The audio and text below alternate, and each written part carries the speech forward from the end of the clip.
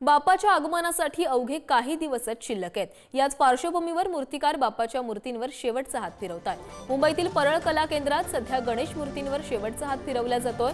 याचा कला केंद्रातून आढावा घेतलाय आमचे प्रतिनिधी धनंजय दळवी।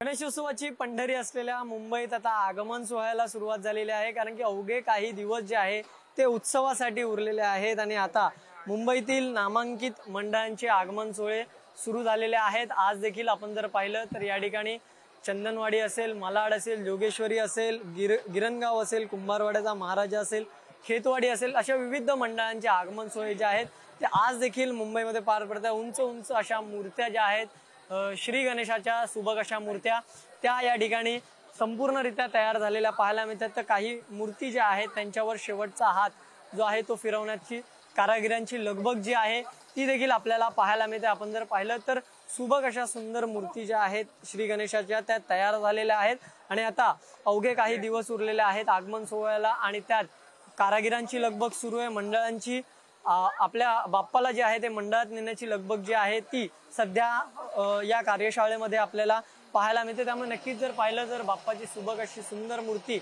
आणि यावेळेस उंच मूर्त्या ज्या आहेत त्या देखील मुंबईमध्ये दरवेळचं वैशिष्ट्य आहे आणि त्या आपल्याला यंदाही पाहायला मिळतात। त्याचबरोबर बाजारपेठा ज्या आहेत त्या देखील सजलेल्या आपल्याला पाहायला मिळतात। त्यामुळे नक्कीच आज रविवार असल्यामुळे मुंबईत बऱ्याच नावाजलेल्या मंडळांच्या आणि उंच अशा गणेश मूर्त्या ज्या आहेत त्यांचा आगमन सोहळा आज होतोय आणि त्यासाठीची तयारी जी आहे ती कार्यशाळेत सुरू असलेली आपल्याला पाहायला मिळते। व्हिडिओ जर्नलिस्ट सतीश कदम सह मी धनंजय दळवी, पुढारी न्यूज, मुंबई।